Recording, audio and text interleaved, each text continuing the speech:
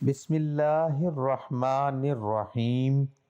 یہ بڑا ہی طاقتور وظیفہ ہے۔ آپ کی جو بھی حاجت ہوگی وہ اس وظیفے کو کرنے سے پوری ہو جائے گی۔ فرشتے آپ کو آ کر خوشخبری سنائیں گے کہ آپ کی حاجت اللہ تعالیٰ نے سن لی ہے۔ محترم ناظرین، آج کا عمل قرآن کریم کی آیت کے حوالے سے خاص ہے۔ قرآن کریم کے بہت سے فضائل ہیں۔ اس میں حضرت ابن عمر رضی اللہ تعالی عنہ سے ایک روایت ہے کہ جو کہ نبی کریم صلی اللہ علیہ وسلم سے نقل فرماتے ہیں کہ 3 آدمی ایسے ہیں جن کو قیامت کا خوف دامن کیر نہ ہوگا، نہ ان کو حساب کتاب دینا پڑے گا۔ اتنے میں مخلوق اپنے حساب کتاب سے فارغ ہوگی، وہ مشک کے ٹیلوں پر تفریح کریں گے۔ ایک وہ شخص جس نے اللہ تعالیٰ کے واسطے قرآن شریف پڑھا، اس کا تعلق بھی قرآن پاک سے ہے اور امامت کرانے والا اور اسی طرح کے مقتدی اس سے راضی رہے۔ دوسرا وہ شخص جو لوگوں کو نماز کے لیے بلاتا ہو، یعنی کہ مؤذن، ان کو قیامت کے دن کسی قسم کا خوف نہیں ہوگا۔ اس کے علاوہ حضور اقدس صلی اللہ علیہ وسلم کا ارشاد مبارک ہے کہ اے ابو ذر، اگر تو صبح کو جا کر ایک آیت کلام اللہ شریف کی سیکھ لے تو نوافل کے 200 رکعات پڑھنے سے زیادہ افضل ہے۔ قرآن کریم کی ایک آیت کا پڑھنا اتنا افضل ہے کہ اگر آپ 100 رکعات نوافل ادا کریں تو اس سے زیادہ افضل یہ ہے کہ آپ قرآن کریم کی ایک آیت کو صبح سے پڑھنا شروع کر دیں۔ اس کے علاوہ حضرت ابو ہریرہ رضی اللہ تعالی عنہ سے روایت ہے کہ نبی کریم صلی اللہ علیہ وآلہ وسلم سے نقل ہے کہ جو شخص 10 آیتوں کی تلاوت کسی رات میں کرے وہ رات میں غافلین میں شمار نہیں ہوگا۔ حضور اقدس صلی اللہ علیہ وسلم کا ایک ارشاد مبارک ہے کہ جو حضرت ابن عباس رضی اللہ تعالی عنہ سے نقل کیا جاتا ہے کہ حضرت جبرائیل علیہ السلام نے نبی کریم صلی اللہ علیہ وسلم کو اطلاع دی کہ بہت سے فتنے ظاہر ہوں گے۔ حضور اکرم صلی اللہ علیہ وسلم نے فرمایا، ان سے خلاصی کی کیا صورت ہے؟ تو انہوں نے فرمایا کہ قرآن پاک، جو انسان قرآن پاک سے اپنی مشکلات کا حل ڈھونڈتا ہے تو کبھی فتنے میں نہیں پڑے گا۔ حضور صلی اللہ علیہ وسلم فرماتے ہیں کہ جو شخص قرآن پاک کا ایک حرف پڑھے اس کو 10 نیکیوں کے برابر نیکیاں ملتی ہیں۔ خیال رہے، الف لام میم ایک حرف نہیں بلکہ الف لام میم 3 حروف ہیں، لہٰذا فقط اتنا پڑھنے سے 30 نیکیاں ملیں گی۔ خیال رہے کہ الف لام میم متشابہات میں سے ہے، جس کے معنی ہم کو تو کیا جبرائیل بھی نہیں جانتے، مگر اس کے پڑھنے پر ثواب ہے۔ تو معلوم ہوا کہ تلاوت قرآن کا ثواب اس کے سمجھنے پر موقوف نہیں، بغیر سمجھے بھی ثواب ہے۔ رسول اللہ صلی اللہ علیہ وسلم نے فرمایا، تم قرآن پڑھو اس لیے کہ قرآن قیامت کے دن اپنے پڑھنے والوں کے لیے سفارشی بن کر آئے گا۔ محترم ناظرین، آج کا وظیفہ آپ کسی بھی وقت کر سکتے ہیں۔ پاک صاف جگہ پر بیٹھ کر باوضو حالت میں اس وظیفے کو کرنا ہے۔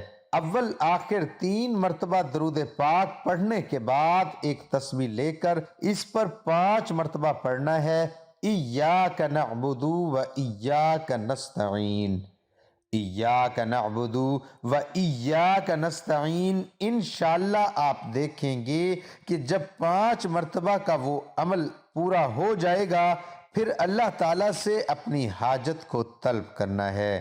جب اپنی حاجت کو طلب کریں گے تو اللہ تعالیٰ آپ کی حاجت کو فوراً قبول کریں گے، کیونکہ یہ آیت مبارکہ میں اللہ تعالیٰ کی وحدانیت ہے۔ اس کے حوالے سے منقول کیا جاتا ہے کہ یہ مقاصد دینوی اور دنیاوی دونوں کے حوالے سے بہت خاص ہے۔ جو بھی اس کے ذریعے سے اللہ تعالیٰ سے حاجت طلب کرتا ہے تو اللہ تعالیٰ فوراً اس کی حاجت روائی کو پورا فرماتے ہیں، خواہ وہ کسی بھی حوالے سے ہو۔ حضرت ابوذر رضی اللہ تعالی عنہ بیان کرتے ہیں، نبی صلی اللہ علیہ وسلم نے فرمایا، 3 قسم کے افراد سے قیامت کے روز اللہ تعالیٰ کلام نہیں فرمائے گا، نہ ان کی طرف دیکھے گا، نہ انہیں پاک کرے گا، ان کے لیے دردناک عذاب ہے۔ میں نے عرض کیا، اے اللہ کے رسول صلی اللہ علیہ وسلم، وہ کون لوگ ہوں گے جو بہت ہی گھاٹے اور خسارے میں پڑے یہ لوگ ہوں گے؟ آپ صلی اللہ علیہ وسلم نے اپنی بات 3 بار دہرائی۔ میں نے عرض کیا، وہ کون لوگ ہیں اے اللہ کے رسول صلی اللہ علیہ وسلم؟ وہ بہت گھاٹے اور خسارے میں پڑے ہوں گے۔ آپ صلی اللہ علیہ وسلم نے فرمایا، کپڑا لٹکانے والا مرد جو ٹخنے سے کپڑا لٹکائے، احسان کر کے جتلانے والا، اور وہ جو جھوٹی قسم کھا کر اپنا مال بیچے۔ سنن ابو داؤد۔ رسول اللہ صلی اللہ علیہ وسلم نے ارشاد فرمایا، 3 افراد کے بارے میں اللہ کی قسم کھاتا ہوں، پہلا وہ شخص جو نماز، روزہ اور زکوٰۃ میں حصہ نہیں لیتا، تو ایسے شخص کا اسلام میں کوئی بھی حصہ نہیں ہے۔ دوسرا وہ شخص جو غیر اللہ کو اپنا ولی اور مددگار سمجھتا ہے، تو قیامت کو اللہ تعالیٰ اس کا ولی نہیں بنے گا۔ تیسرا وہ شخص جو کسی قوم سے محبت کرتا ہے، تو اللہ تعالیٰ اسے انہی میں شامل فرما دیتا ہے۔ اور اگر میں چوتھے شخص کے متعلق بھی قسم کھاؤں تو غلط نہ ہوگا، یہ وہ شخص ہے جو دنیا میں لوگوں کے عیبوں کی پردہ پوشی کرتا ہے، تو اللہ تعالیٰ قیامت کے دن اس شخص کے عیبوں کو چھپا لے گا۔ جناب سالم بن عبداللہ رضی اللہ عنہ اپنے والد عبداللہ بن عمر رضی اللہ عنہما سے روایت کرتے ہیں کہ رسول اللہ صلی اللہ علیہ وسلم نے فرمایا، جس نے تکبر سے اپنا کپڑا لٹکایا، اللہ قیامت کے روز اس کی طرف نہیں دیکھے گا۔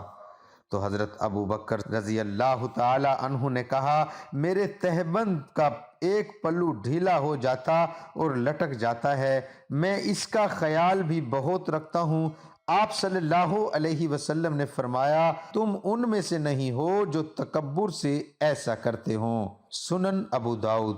حضرت ابو ہریرہ رضی اللہ عنہ سے منقول ہے کہ اتفاق سے ایک آدمی نماز پڑھ رہا تھا، اس کا تہبند ٹخنوں سے نیچے لٹک رہا تھا، تو رسول اللہ صلی اللہ علیہ وسلم نے اسے فرمایا، جاؤ اور وضو کرو۔